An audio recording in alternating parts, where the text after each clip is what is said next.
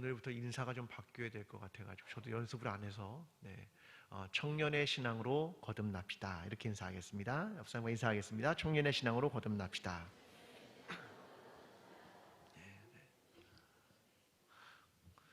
저는 오늘 오면서 한 수요 예배의 절반 정도 오실 거라고 생각을 했는데요. 그렇게 막 차이가 나지 않는 걸 보고 사실 되게 당황했습니다.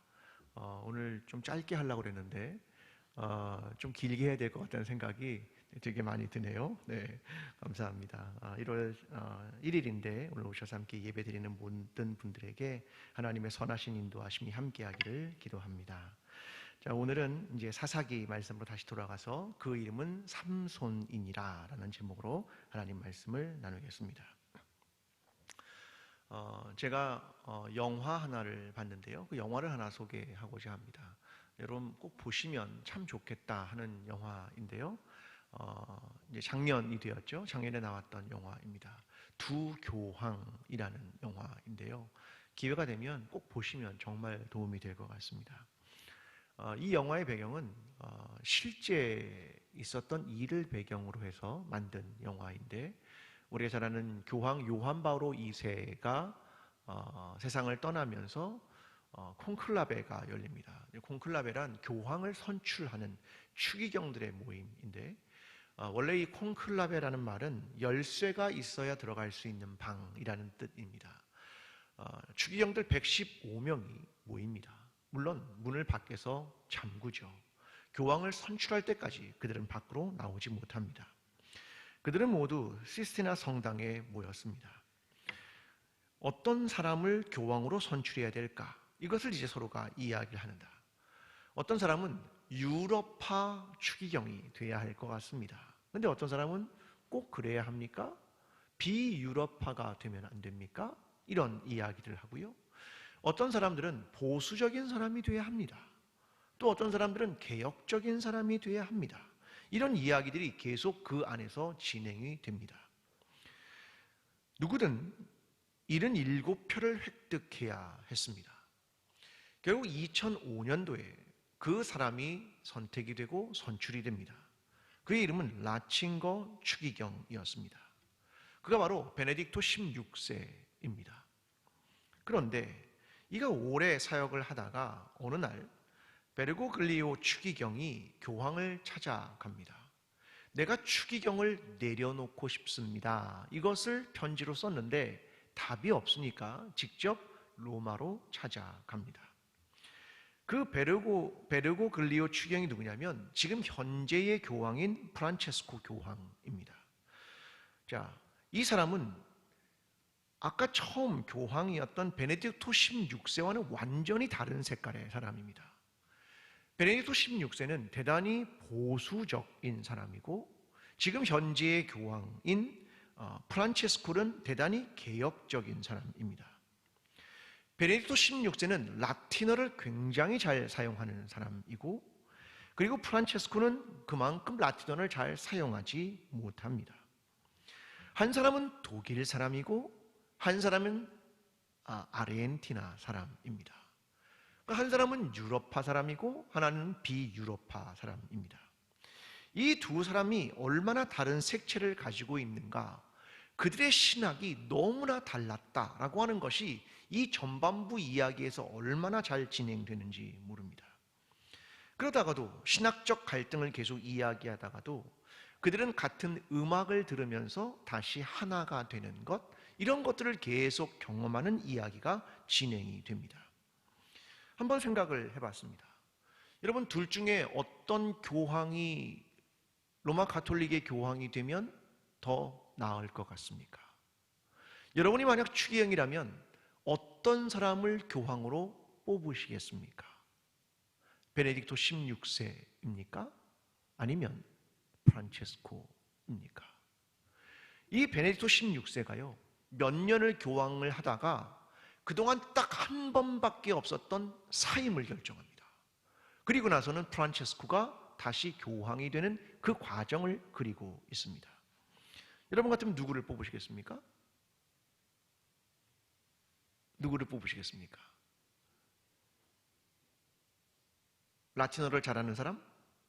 보수적인 사람? 아니면 라틴어를 잘 못하는 사람? 축구와 탱고를 좋아하는 사람? 어느 쪽의 교황을 선출하시겠습니까? 여러분, 이런 생각을 하게 되었습니다. 이 질문을 사사기 시대로 전환시켜 봅니다. 어떤 사사가 오면 좋겠습니까? 지금 삼손이 살았던 이 시대에 삼손 말고 기드온이 오면 어떨 것 같습니까? 드보라면 어떨까요? 삼손 말고 다른 사사가 오면 어땠을까요? 더 나아졌겠습니까? 과연 삼손이면 되겠습니까? 그 질문을 하고 싶은 것입니다. 여러분, 어떤 사람들은 선택을 해가죠. 그런데 어떤 사람들이 이렇게 생각합니다. 내가 아니면 안 된다, 이렇게 생각하는 사람도 있고, 혹은 내가 아니어도 되는 일은 또 얼마든지 있기도 합니다. 하나님의 뜻은 무엇일까? 오늘 하나님은 왜 이 시대에 삼손을 부르셨는가? 그 질문을 해보고자 하는 것입니다. 자, 오늘 본문의 이야기는 이런 이야기입니다. 마노아는 여호와의 사자에게 하나님께 제사를 드리겠다고 이야기합니다.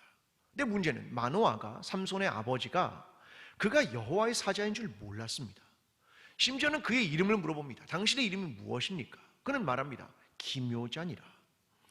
마노아가 제사를 드리자 그 불꽃이 하늘로 올라가는 동시에 여호와의 사자가 올라갑니다. 마노아는 그제서야 그가 여호와의 천사인 줄 알게 됩니다. 근데 그동안 들었던 얘기가 있습니다. 우리가 하나님을 보면 죽어. 그걸 알고 있었습니다. 그 이야기를 하니까 아내가 이렇게 말합니다. 아니, 우리를 죽이려 한다면 우리에게 왜 아이 낳는 걸 이야기해주고 왜 하나님의 뜻을 이야기해 주었겠습니까? 이렇게 아내가 반문을 하게 됩니다. 이후에 아들을 낳고 그의 이름을 삼손이라고 합니다. 아이가 자라고 여호와께서 그에게 복을 주셨다. 이것이 오늘 본문 전체의 내용입니다.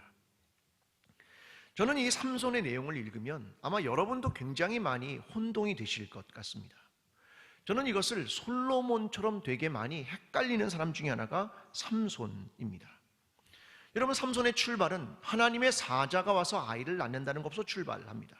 대단히 세례 요한과 유사합니다. 그는 역시 세례 요한처럼 나실인이었고 하나님의 소명을 받았습니다.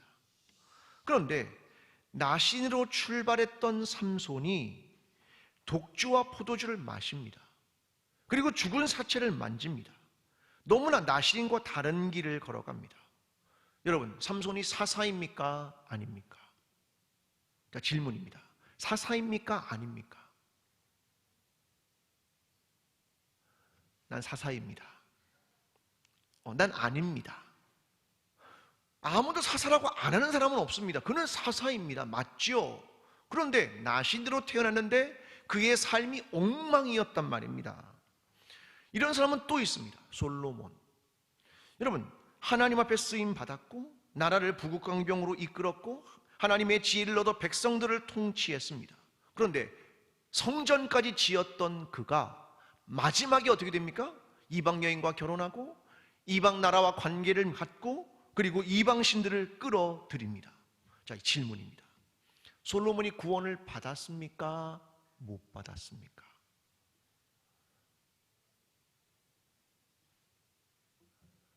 자, 그러면 질문을 바꾸겠습니다. 좋은 사람입니까? 나쁜 사람입니까? 안 좋은데요. 아니, 뒤에는 안 좋은데요. 앞에만 좋았고 뒤에는 안 좋았습니다. 자, 반대로 삼손은 앞에는 형편없었습니다. 그런데 마지막은 블레셋의 수많은 사람들을 죽이며 이스라엘 백성을 구원하는 쪽으로 갑니다. 삼손은 좋은 사람입니까? 나쁜 사람입니까? 이 사람들은 너무 헷갈립니다. 도대체 좋은 사람인지 나쁜 사람인지, 삼손이 구원을 받았을지 못 받았을지 너무나 어렵습니다. 저는 이런 사람들이 되게 미스테리한 신앙을 가지고 있다고 생각을 합니다. 자, 그들을 한번 조금 더 살펴보고자 합니다.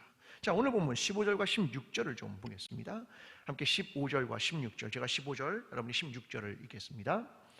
마노아가 여호와의 사자에게 말하되 구하옵나니 당신은 우리에게 머물러서 우리가 당신을 위하여 염소 새끼 하나를 준비하게 하소서 하니,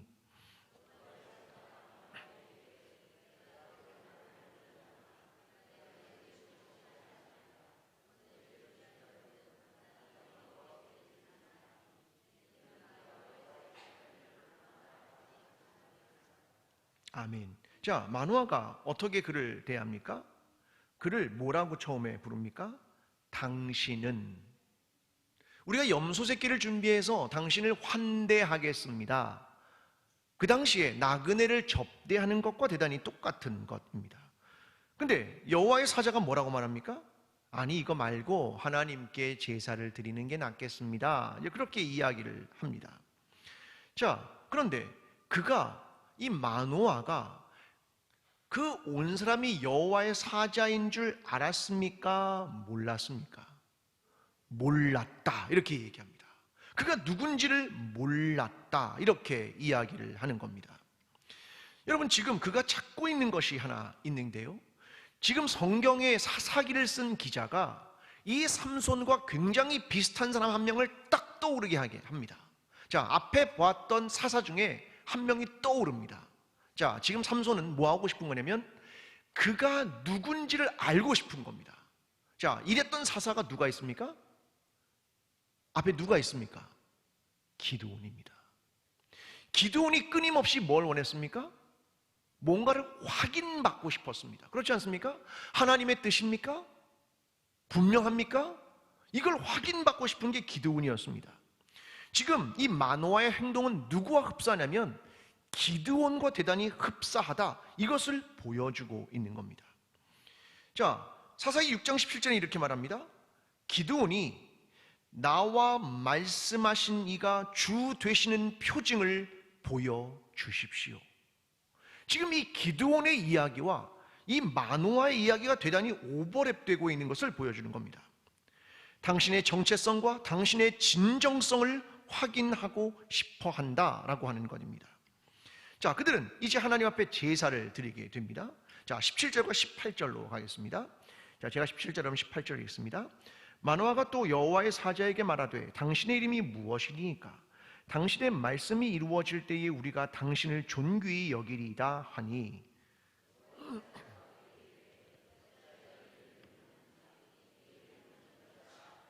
아멘. 자, 보십시오. 마노아가 이번에는 대놓고 질문합니다. 당신의 이름이 무엇입니까? 묻습니다. 그래야 우리가 나중에 감사할 것 아닙니까? 이렇게 말합니다.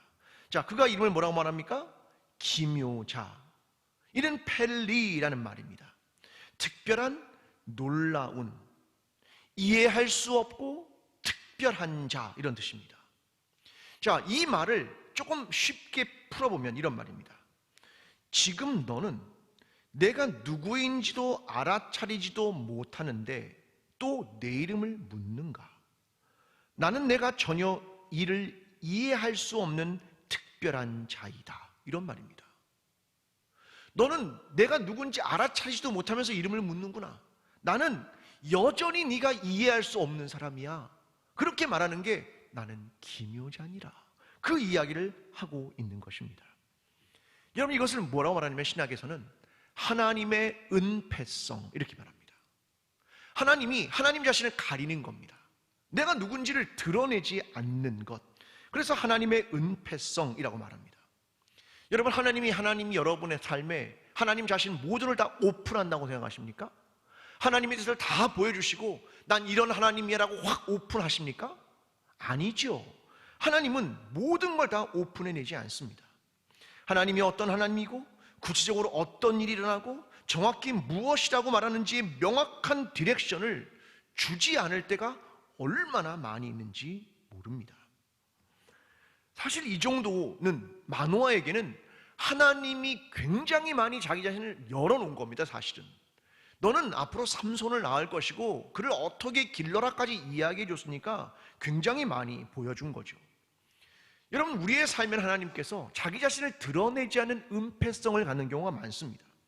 특히 요셉 같은 사람은 훨씬 더 그러했습니다. 여러분, 요셉은 어떤 꿈과 어떤 환상으로 하나님이 나타나지 않았습니다. 요셉의 스토리에는요, 하나님의 이름도 거의 등장하지 않습니다. 거기에는 오히려 뭐가 가득 차 있냐면 하나님이 자기 자신을 막 드러내는 계시가 별로 없었지만 요셉이라는 사람은 그 하나님을 믿음과 신뢰했다. 그것으로 가득 차 있는 것이 요셉의 삶입니다. 여러분, 신약에서도 부활하신 주님을 만났던 사람들이 있었습니다. 그 중에 하나가 도마입니다. 여러분, 도마는 주님을, 부활하신 주님을 어떻게 하면 믿겠다고 합니까? 내 손을 그의 손가락과 옆구리에 넣어보면, 오늘날은 말하면 뭡니까? 실증주의입니다. 분명히 증거가 있어야 나는 믿겠다. 이게 도마 아닙니까?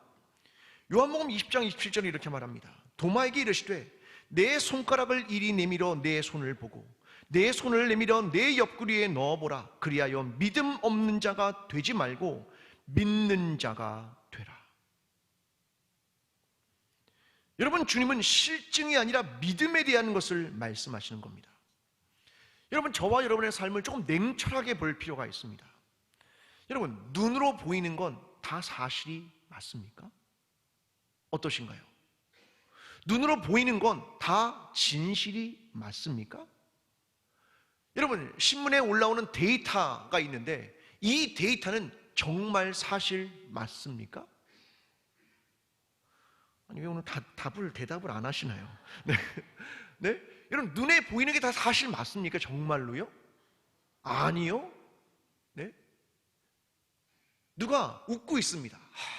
그러면 그 안에도 웃고 있을까요? 네? 남편이 오늘 날 너무 잘 대해줘요. 그러면 네? 아내가 나를 다 사랑하기 때문이기도 하지만 뭔가 뒤에 하나 있으니까 갑자기 잘해주는 건 그거 아닙니까? 그러니까 눈에 보이는 걸 다 믿을 수가 없는 거예요. 사실 그것이 사실입니다. 우리는요, 누군가가 편집하거나 왜곡하는 것들이 너무나 많습니다. 그 눈에 보이는 걸 다 믿을 수가 없습니다. 이런 베드로전서 1장 8절은 이렇게 말합니다. 함께 읽어보겠습니다. 시작. 예수를 너희가 보지 못하였으나 사랑하는도다. 이제도 보지 못하나 믿고 말할 수 없는 영광스러운 즐거움으로 기뻐하니. 아멘. 자, 베드로가 이야기하는 겁니다. 너희가 지금 이 베드로전서 누구한테 쓰는 거냐면 흩어진 나그네들, 이방에 있던 흩어진 그 그리스도인들에게 쓴 겁니다. 그들이 예수 그리스도를 봤습니까? 못 봤습니까? 못 봤죠. 그러나 사랑한다 안 한다? 사랑한다. 여러분, 예수님 보셨습니까? 보셨어요? 꿈에서는? 저 한 번도 못 봤어요. 한 번도 못 봤습니다. 네. 뭐 2000년도 돌아가시면 어떻게 봐요? 역사적으로도 안 되고 시간적으로도 안 되고 저는 꿈에서도 안 나오시더라고요. 네. 그러나 사랑합니까? 안 합니까? 사랑합니다. 그를 믿습니까? 안 믿습니까? 그를 믿습니다. 그 얘기를 하는 겁니다. 여러분, 중요한 게 뭐냐? 눈에 보이는 것을 사실적으로 갖고 있는 게 중요한 게 아니라 나는 그것을 믿고 있느냐, 이게 중요하다, 그 얘기를 하는 겁니다. 여러분, 부부 사이에 믿음이 중요합니까? 안 중요합니까? 중요하죠. 밖에서 뭐 했는지 압니까? 모릅니까? 몰라요. 네? 저놈이 무슨 짓을 했는지 모르지요. 그러나 믿습니까? 안 믿습니까? 믿어야죠. 왜? 사랑하니까. 가족에 대한 믿음이 있습니까? 없습니까? 믿죠. 성도들 사이에 믿음이 있습니까? 없습니까? 있어야죠. 여러분, 세상에 믿을 사람이 있습니까? 없습니까? 없어요. 그럼 불행한 겁니다. 그럼 불행한 거예요. 여러분, 예를 들어보겠습니다. 자, 나이가 이제 자녀들이 크면 자녀들이 이제 멀리 떠나서 다 타지에 가는 사람들이 있잖아요. 그러면 어떤 사람은 그런 말 하더라고요. 애들이 멀리서 살면 뭐 대학을 보내거나 그러면 거기서 무슨 일을 하는지를 모른답니다. 도무지 모르죠. 왜? 보질 못하니까. 어떤 분이 그러더라고요. 애를 낳아도 모른답니다. 몰라요. 무슨 일을 하는지 모른다, 그 말입니다. 신뢰하기는 너무 어렵습니다. 자, 그러면 어떻게 하겠습니까? 어떻게 하시겠습니까? 매일 확인하고, 매일 체크하고, 매일 페이스타임하고, 방 둘러보라고 그러고, 신발 몇 개 있는지 확인하고, 칫솔 몇 개 있는지 이러겠습니까? 그러면 죽습니다. 사람은 죽어요. 그 의심이 꼬리를 물게 되면 죽는 겁니다. 저는 이렇게 생각합니다. 부모가 된다고 하는 것, 그것은 어쩌면 믿는 걸 배우는 것 같습니다.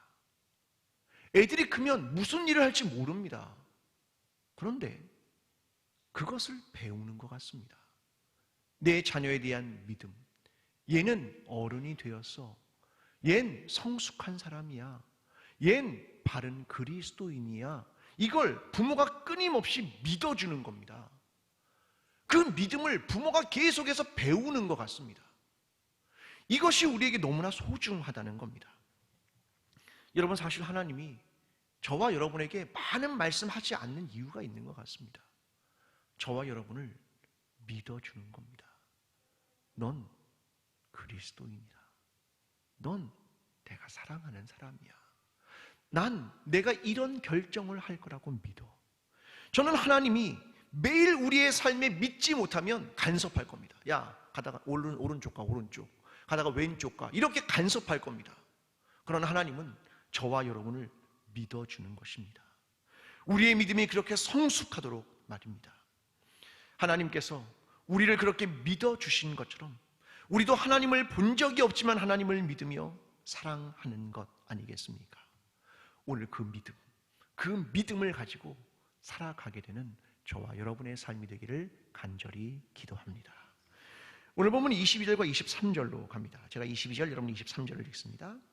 그의 아내에게 이르되 우리가 하나님을 보았으니 반드시 죽으리로다 하니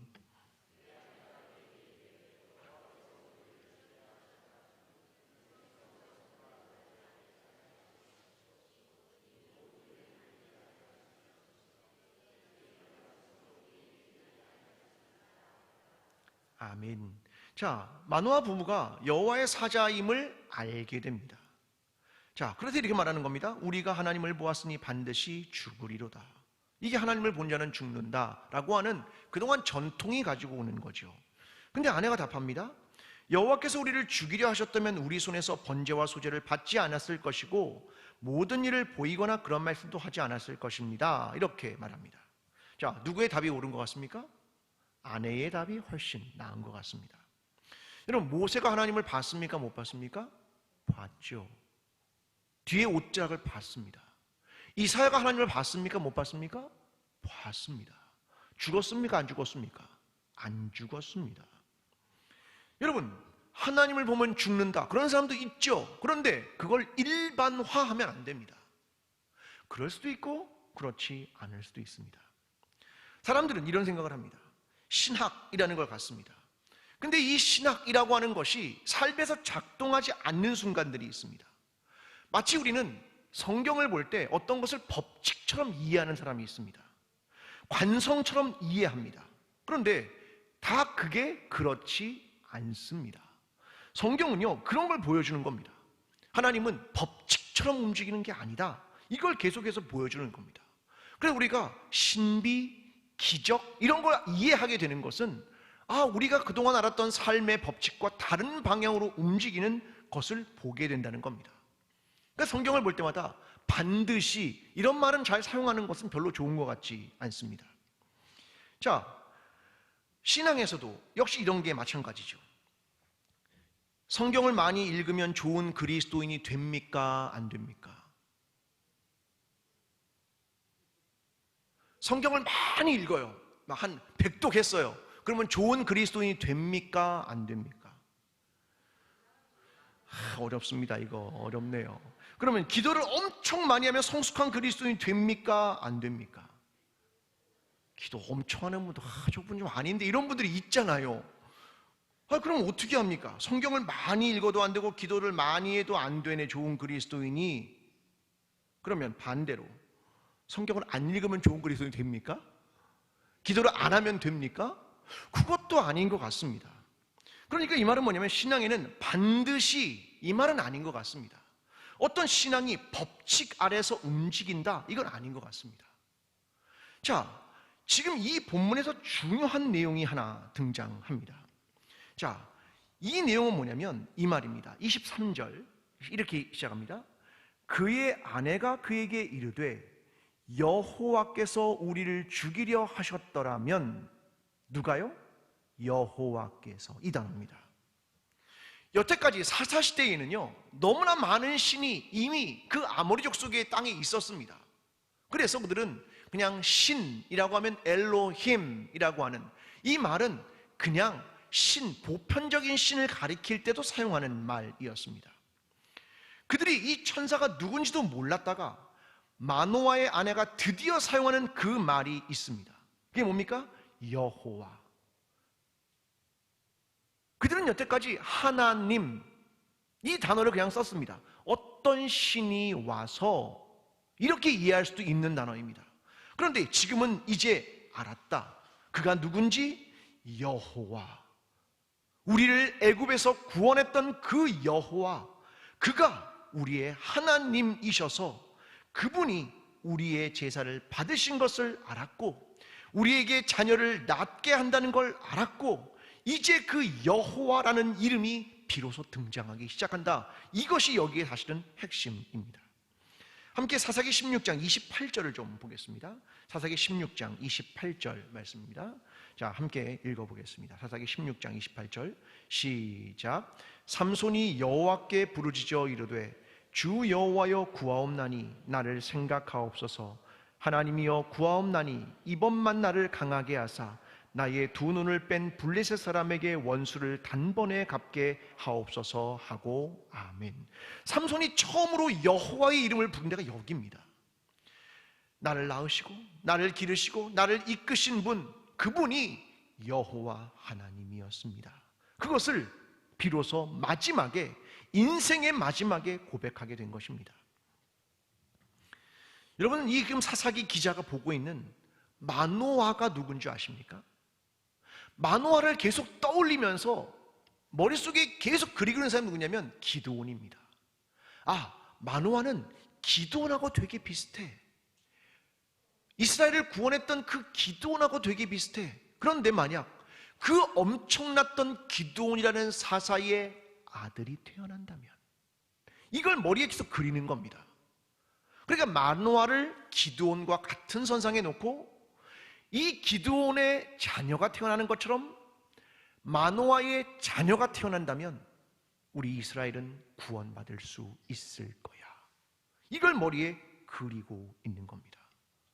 이 말을 바꾸면 이런 겁니다. 메시아에 대한 기대.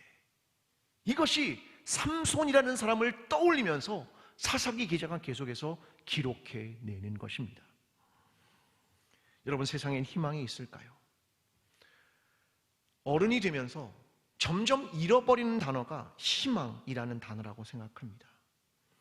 우리는 이 단어가 점점 흐려집니다. 아이들은 이상 속에서, 꿈 속에서 어떤 희망이라는 것을 계속 품고 있습니다. 그런데 우리는 점점 모든 것이 무너진 세상을 보면서, 죄악이 관영한 세상 속에서, 사사기의 모든 것이 자기의 소견에 오른 대로 향하는 세상 속에서 점점 희망이라는 단어를 잃어갑니다. 아마 사사기를 기록한 사람도 그 희망을 붙들고 싶어서 이 삼손을 떠올리기 시작한 것이었습니다. 우리는 사람을 보면서 희망을 찾을 수 없다는 것을 깨닫기 때문에 그 희망을 사람에게서 지우게 됩니다. 우리는 사회를 보면서 희망을 찾을 수 없는 것을 깨닫기 때문에 그 희망이라는 단어를 사회에서도 지우는 것 같습니다. 그리고 우리는 나 자신에게도 희망을 찾을 수 없다는 것을 깨닫기 때문에 그 희망을 나 자신에게도 지워가는 것 같습니다. 오늘 성경이 말하고 있는 내용이 무엇인 줄 아십니까? 희망이 있다. 그 희망은 바로 여호와 하나님이다. 사사기를 그리며 마지막 사사에게 이야기하는 내용은 바로 그것입니다. 오늘 24절과 25절을 보면 그것을 선명하게 알 수 있습니다. 제가 24절을, 여러분이 25절을 읽습니다. 그 여인이 아들을 낳음에 그의 이름을 삼손이라 하니라. 그 아이가 자라매 여호와께서 그에게 복을 주시더니.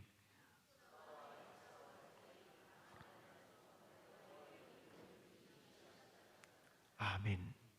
삼손이 태어났습니다. 그의 이름은 태양과 관련되는 이름입니다.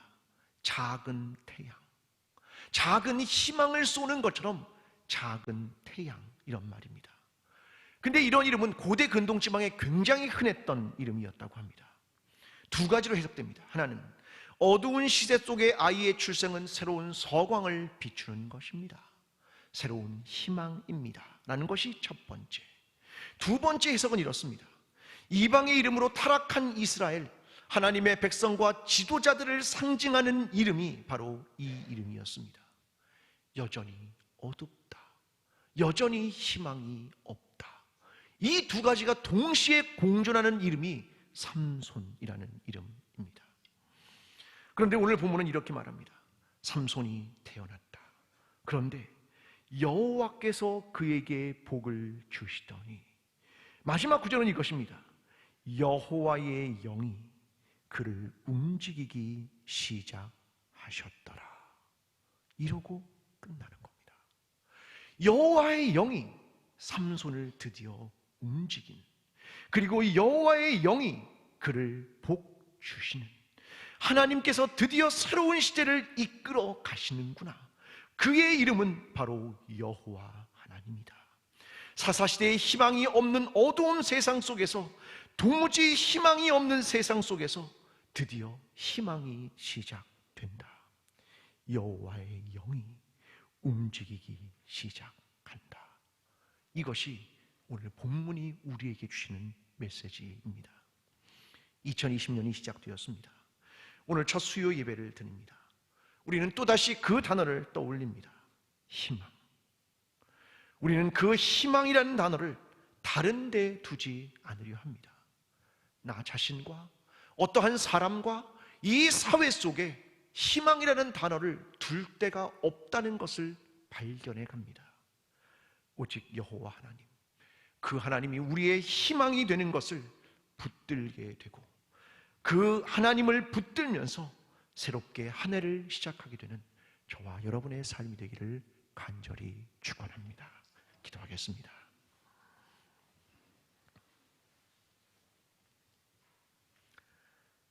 하나님, 우리의 희망이 되어 주십시오. 어두운 세상과 어두운 나의 삶에 오시옵소서. 우리의 주변을 둘러봐도 희망이 없습니다. 죄악으로 가득 찬 삶과 서로 분열하고 싸우는 사회에는 도무지 희망이 보이지 않습니다. 하나님, 내 삶에 절망스러운 일들을 만날 때마다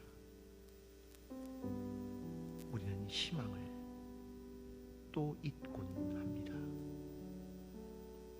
하나님, 그러나 오늘 말씀 속에서 희망이 되는 한 단어를 발견합니다. 여호와, 그 하나님이 어두운 사사시대의 유일한 희망이었습니다. 그 영이 그를 움직이기 시작했습니다. 주님, 2020년을 시작합니다. 어두운 세상 속에 주님이 우리의 희망이 되어 주시옵소서. 함께 기도하겠습니다. 사랑하는 하나님, 오직 희망을 찾을 수 없는 세상을 살아가는, 너무나 어두운 세상을 살아가는, 죄악이 환영한 세상을 살아가는, 사람들은 죄악을 지어 마음의 양심에 어떠한 한책도 받지 않는 세상을 살아갑니다. 사람들 사회를 살아가면서 자기의 생각이 모두 오직하는 사회를 살아갑니다. 하나님, 자기의 마음대로 이 세상을 살아가면서 도무지 세상 소망 다 사라져가도 하나님, 사사시대가 사랑 우리의 시대도 다르지 않습니다. 지 없으니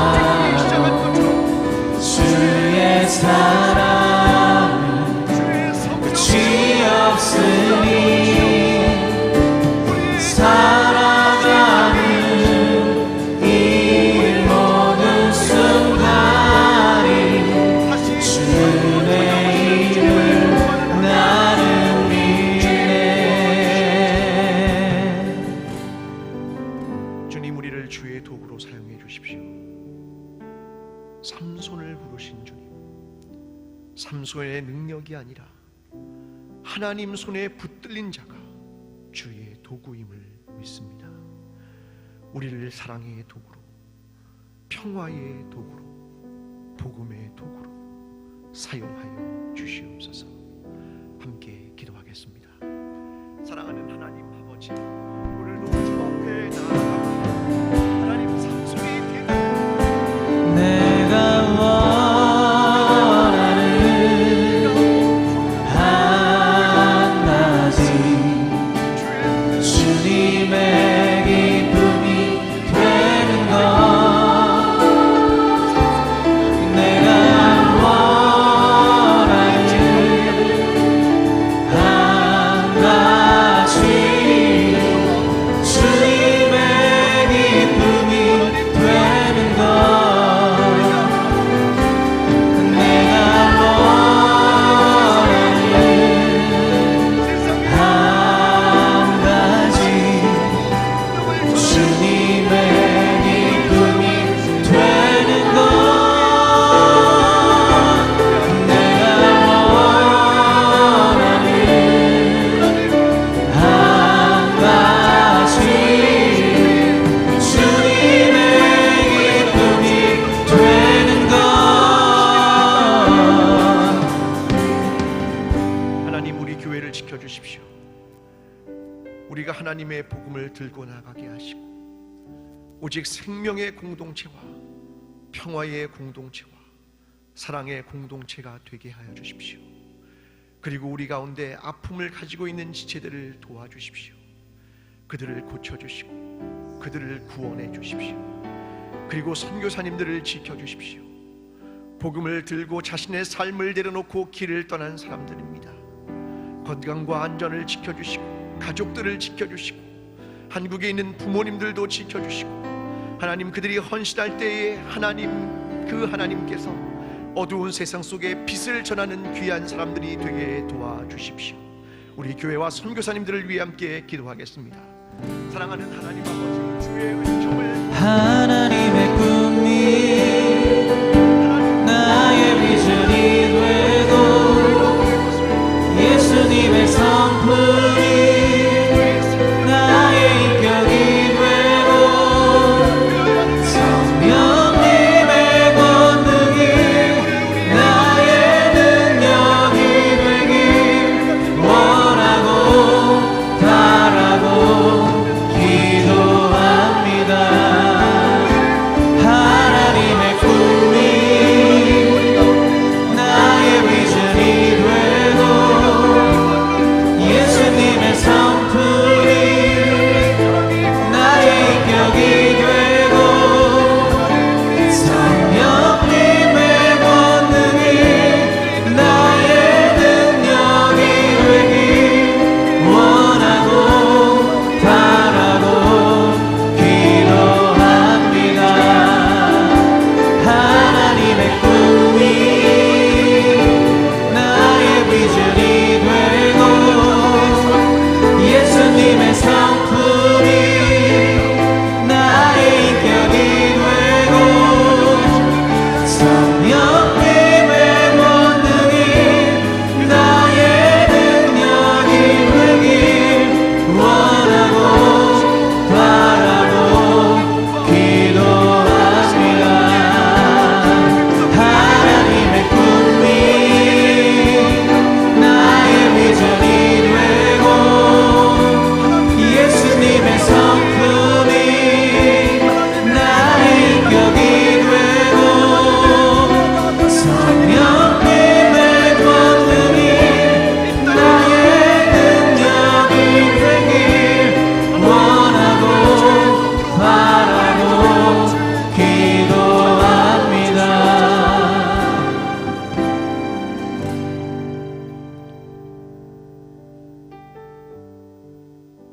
하나님, 우리 주변을 둘러봐도 희망이 없습니다. 칠흑 같은 어둠이 온 세상을 덮고 있는 것처럼 보입니다. 주님, 이러한 세상 속에 한 줄기 빛 되신 주님을 발견합니다. 감사합니다.